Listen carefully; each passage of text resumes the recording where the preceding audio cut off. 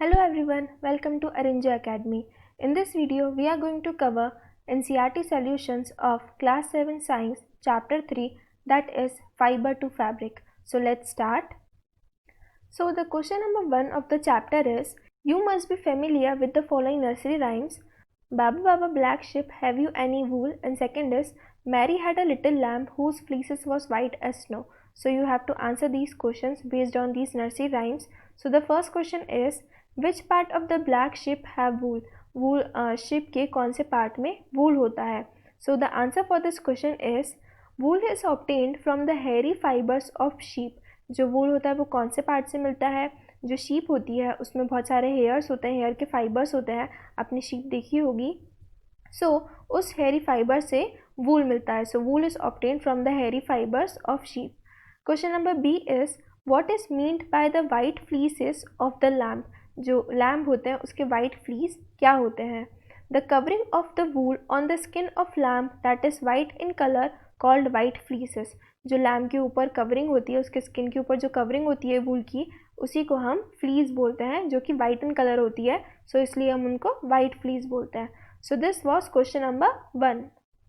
Question number 2 is, the silkworm is a caterpillar, B a larva. Choose the correct option. आपको यहाँ पे बताना है कि जो सिल्कवॉर्म है वो क्या है, एक कैटरपिलर है कि एक लार्वा है, और इन ऑप्शंस में से चूज़ करना है. So first option is A, second option is B, third option is both A and B, and fourth is neither A और बी. सो आपको बताना है कि जो सिल्कवॉर्म है वो कैटरपिलर है और या लार्वा है.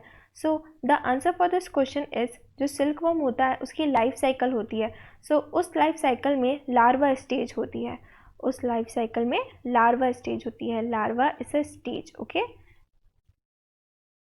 सो जो सिल्कवॉर्म होता है उसकी लाइफ साइकिल होती है, एग होता है सबसे पहले, एग से लार्वा स्टेज बनती है. ओके.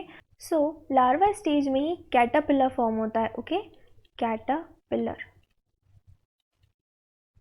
सो जो लार्वा स्टेज होती है उसी में कैटरपिलर फॉर्म होता है, और ये कैटरपिलर जो लीव्स होती हैं उन पे फीड करता है और ख़ुद को ग्रो करता है. सो सबसे पहले एग होते हैं, एग में से लार्वा बनता है. वो लार्वा क्या होता है, वो लार्वा कैटरपिलर के फॉर्म में होता है. ओके. जो एग होता है वो बर्स्ट होकर उसमें से कौन निकलता है, उसमें से कैटरपिलर निकलता है, और इसी कैटरपिलर को हम क्या बोलते हैं, लार्वा स्टेज सिल्कवॉर्म की. सो जो सिल्कवॉर्म है, that the silkworm is a caterpillar, B a larva. So इसका आंसर क्या होगा, third, both A and B. Silkworm is a caterpillar and a larva both. Okay, वो बोथ है, मतलब दोनों है, कैटरपिलर भी है और लार्वा भी है. So answer is both A and B. So this was question number 2. Let's begin question number 3, that is, which of the following does not yield wool. इनमें से कौन सा वूल प्रोड्यूस नहीं करता? First is yak, second is camel, third is goat, and fourth is woolly dog. So इनमें से wool produce कौन नहीं करता? So the correct answer is woolly dog. Okay. जो वुली डॉग होता है उसका सिर्फ नेम है वुली, बट वो वूल प्रोड्यूस नहीं करता. ओके.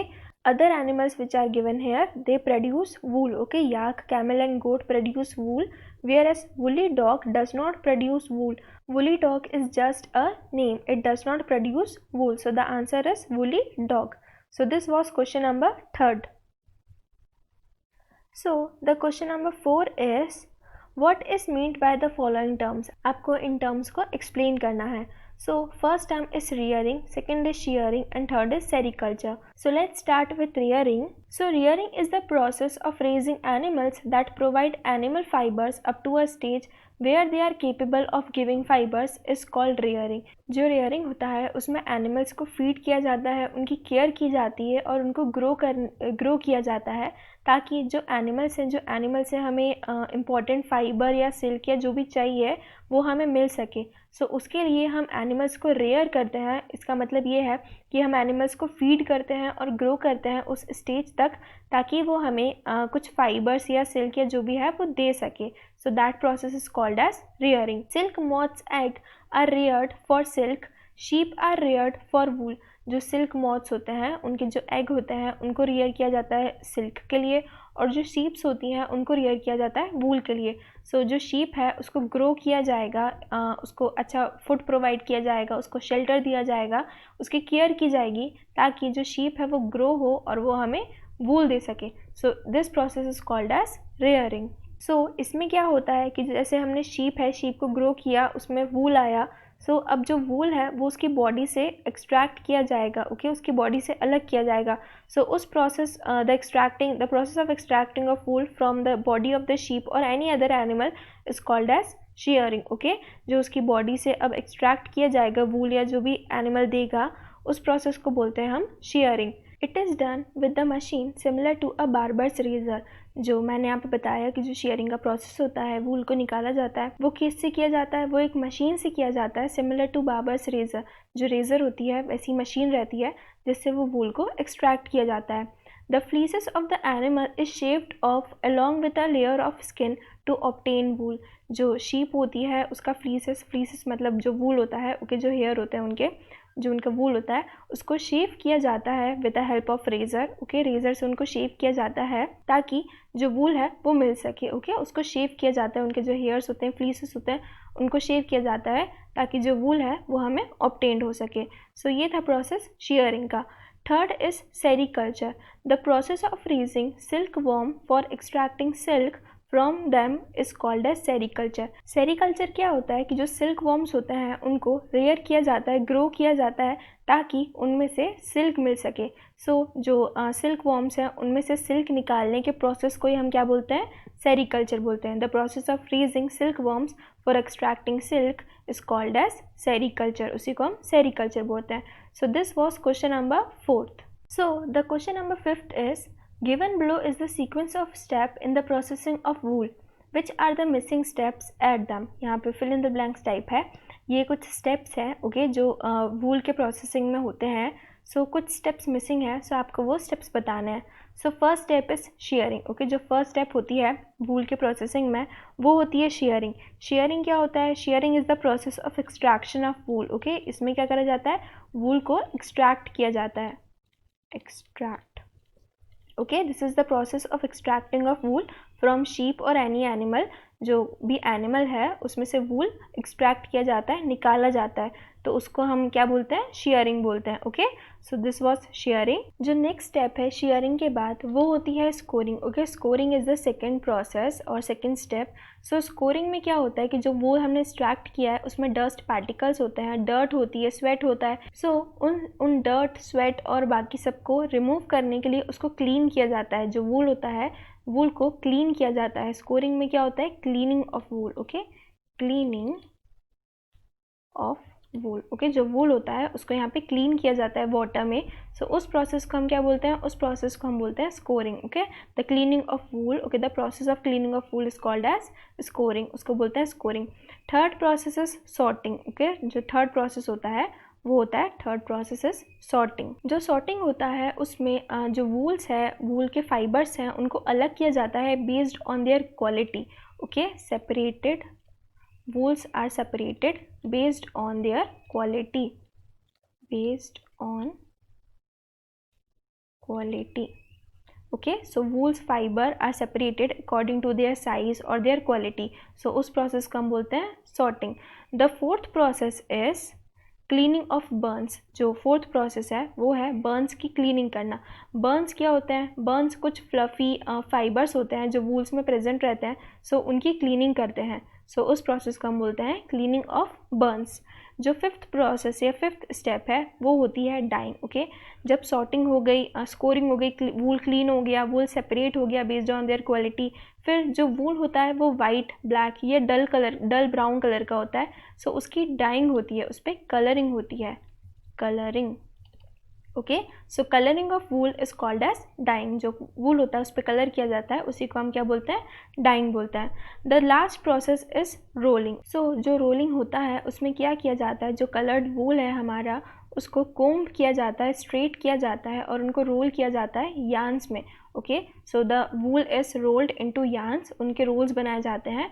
उसी प्रोसेस को हम बोलते हैं रोलिंग या उसी स्टेप को हम बोलते हैं rolling. This was whole process और whole steps of processing of wool।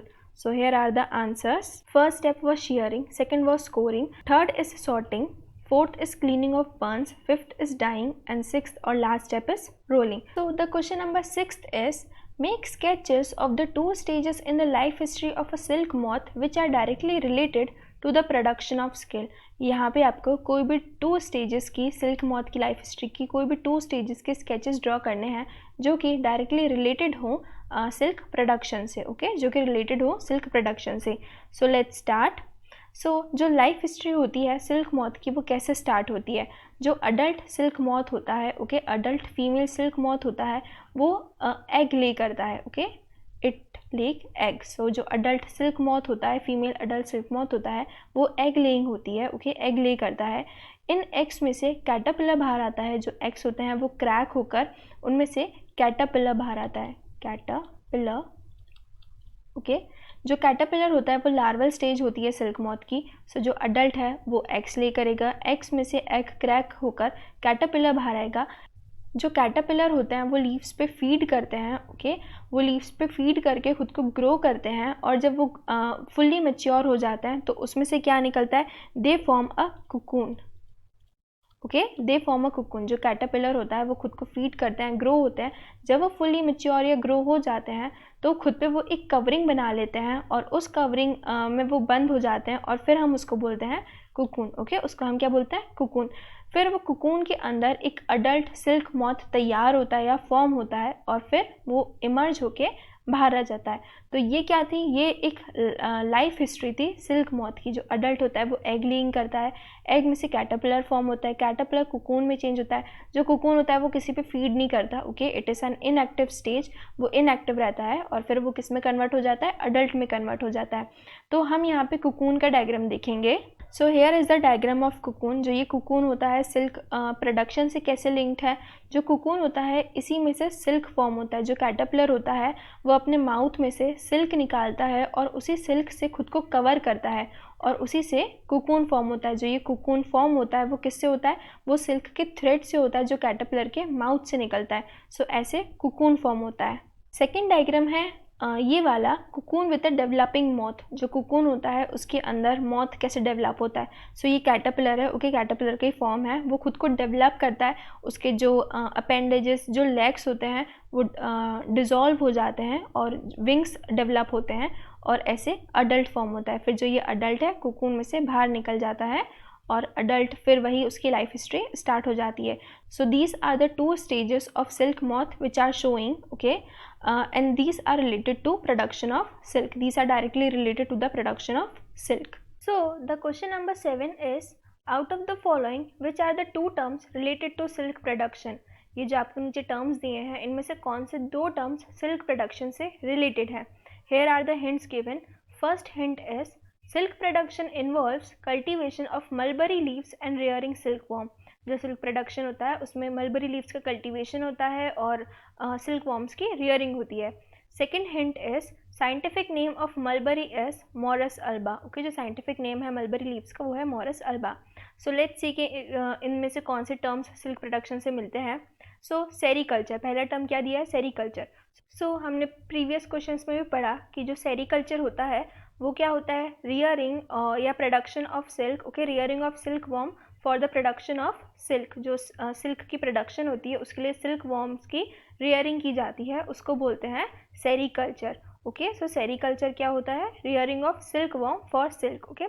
Second term है हमारा फ्लोरिकल्चर। सो फ्लोरिकल्चर क्या होता है, floriculture is the cultivation of flowers, okay. जो फ्लोरिकल्चर है वो फ्लावर से रिलेटेड है, okay. So cultivation of flowers is called as floriculture. Next is moriculture. Moriculture is the cultivation of mulberry leaves. जो moriculture होता है वो मलबरी लीव्स से रिलेटेड है, मलबरी लीव्स, ओके। जो मलबरी लीव्स का कल्टीवेशन होता है उसको हम बोलते हैं moriculture. Apiculture, apiculture is the rearing of bees, okay. ये किससे रिलेटेड है, बीस से, हनी बीस, ओके, बीस से रिलेटेड है। Silviculture, silviculture is the cultivation of forest, okay. ये किससे रिलेटेड है, forest. Silviculture is the cultivation of forest. So जो 2 टर्म्स जो सिल्क प्रोडक्शन से रिलेटेड हैं वो कौन कौन से होंगे, वो होगा सेरीकल्चर, बिकॉज ये सिल्क वॉर्म से रिलेटेड है, ओके। सिल्क वॉर्म का जो रेयरिंग होता है उसको सेरीकल्चर बोलते हैं फॉर सिल्क, सो ये रिलेटेड है। और कौन सा रिलेटेड होगा, मॉरिकल्चर, बिकॉज जो सिल्क वॉर्म्स होते हैं वो मलबरी लीव्स फीड करते हैं, उन पे फीड करते हैं, वो मलबरी लीव्स खाते हैं। सो इसलिए जो मॉरिकल्चर है वो रिलेटेड होगा। सो जो दो टर्म्स रिलेटेड होंगे सिल्क प्रोडक्शन से वो क्या होंगे, sericulture and moriculture. So terms related to silk production are sericulture and moriculture. So this was question number 7. The question number 8 is match the words of column 1 with those in column 2. जो column words के terms हैं उनको column 2 के साथ match करना है. So the first term is scoring. Scoring किससे match होगा? Scoring will match with cleaning sheared skin. Okay, जो वूल निकलता है, शीप या जो भी एनिमल जिससे वूल निकलता है तो उसकी क्लीनिंग की जाती है, उसकी क्लीनिंग को हम क्या बोलते हैं? स्कोरिंग. सो क्लीनिंग शेयर्ड स्किन मतलब जो स्किन निकली गई है उसको क्लीन करना, तो उसको क्या बोलते हैं? Scoring. Second is mulberry leaves. Mulberry leaves किसके साथ मैच होगा? Mulberry leaves will match with food of silk warm, क्योंकि जो सिल्क वॉर्म होते हैं वो किस पे फीड करते हैं? वो मलबरी लीव्स पे फीड करते हैं, इसलिए जो मलबरी लीव्स है वो किसके साथ मैच होगा? Food of silk worm. Third is yak. Okay, yak एक एनिमल है, so it will match with wool yielding animal. जो याक होता है वो हमें वूल देता है, so it will match with wool yielding animal, क्योंकि वो हमें वूल देता है. Okay. Fourth is cocoon. Cocoon will match with yield silk fibre. Okay, जो कुकून होता है वो हमें सिल्क देता है या सिल्क फाइबर्स देता है. मैंने जैसे बताया कि जो कैटरपिलर होता है, ओके, वो अपने माउथ में से सिल्क लाइक थ्रेड प्रोड्यूस करता है, फिर वो उसको कवर कर देता है खुद को, उससे कुकून बनता है. सो कुकून हमें क्या देता है? कुकून यील्ड सिल्क फाइबर, वो हमें सिल्क फाइबर देता है. So cocoon will match with yield silk fibre. So here are the answers. Scoring will match with cleaning sheared skin, mulberry leaves with food of silkworm, yak with wool yielding animal, and cocoon will match with yield silk fiber. So this was question number 8. So the last question of this chapter is given below is the crossword puzzle based on this lesson. Use hints to fill in the blank spaces with letters that complete the word. यहाँ पे आपको कुछ hints दिए हैं, उन hints के से आपको ये जो क्रॉसवर्ड पजल है उसको फिल करना है. So first we will start with down. Okay, down से स्टार्ट करते हैं. These are the downs. The first question for down is through washing. Okay, washing का एक बताना है, इसका आंसर देना है. सो थ्रो वॉशिंग का आंसर होगा जो वूल होती है उसकी क्लीनिंग होती है उसको हम क्या बोलते हैं? उसको हम बोलते हैं स्कोरिंग. ओके, जो वूल की क्लीनिंग होती है उसकी वॉशिंग होती है उसको स्कोरिंग बोलते हैं. सो थ्रो वॉशिंग उसी से रिलेटेड है. सो इसका आंसर क्या होगा? इसका आंसर होगा score. Okay. Second question for down is animal fibre. कौन सा एनिमल फाइबर बताना है? 4 लेटर्स का एनिमल फाइबर बताना है. So it will be silk. SILK. Okay, silk is the animal fibre. Third for down is long thread like structure. Long thread like structure क्या होगा? So long thread like structure क्या होगा? This will be fibre. Okay, जो long thread like structure होगा वो fibre होगा. Okay, long thread like structure will be fiber.